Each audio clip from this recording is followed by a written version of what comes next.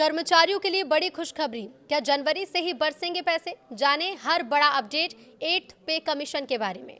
नमस्कार, न्यूज़ 18 का digital platform आप देख रहे हैं और मैं हूं रितु सिंह। 8वें वेतन आयोग में सबसे बड़ा खेल फिटमेंट फैक्टर का है। अगर सरकार इसे 1.92 या 2.15 के करीब रखती है तो सैलरी में जबरदस्त उछाल आ सकता है। नए साल 2026 की शुरुआत के साथ ही 1 करोड़ से ज्यादा केंद्रीय कर्मचारी और पेंशन भोगियों की धड़कनें बढ़ गई हैं। चर्चा हर तरफ है कि क्या 8वें वेतन आयोग की सौगात इसी जनवरी से मिलने लगेगी। 7वें वेतन आयोग का कार्यकाल 31 दिसंबर 2025 को खत्म हो चुका है। ऐसे में सैलरी हाइक को लेकर सस्पेंस बरकरार है। तो अगर आप उम्मीद कर रहे हैं कि जनवरी के पहले हफ्ते में आपके बैंक खाते में मोटी रकम क्रेडिट होगी तो थोड़ा सा ठहर जाइए। एक्सपर्ट्स के मुताबिक भले ही 8वां वेतन आयोग 1 जनवरी 2026 से प्रभावी माना जा रहा है, लेकिन सैलरी बढ़ने में अभी समय लगेगा।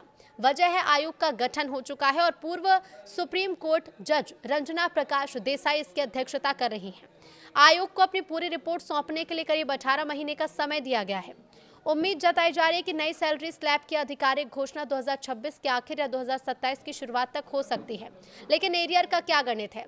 तो देरी का मतलब नुकसान नहीं है, बल्कि नियम ये कहते हैं कि अगर घोषणा में देरी होती है तो कर्मचारियों को 1 जनवरी 2026 से ही एरियर मिलेगा।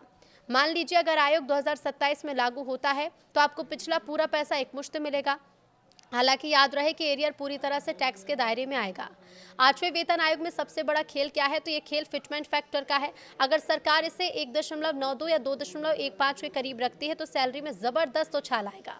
लेकिन इससे जुड़ी हुई महत्वपूर्ण बातें जो आपको जानना चाहिए। डीए का विलय, तो देखिए रिपोर्ट्स हैं कि 2026 तक महंगाई भत्ता 70% तक पहुंच सकता है, जिसे बेसिक सैलरी में मर्ज किया जा सकता है। एक्सपर्ट्स मानते हैं कि निचले स्तर के कर्मचारियों की सैलरी में प्रतिशत के लिहाज से बड़ा बदलाव देखने को मिल सकता है।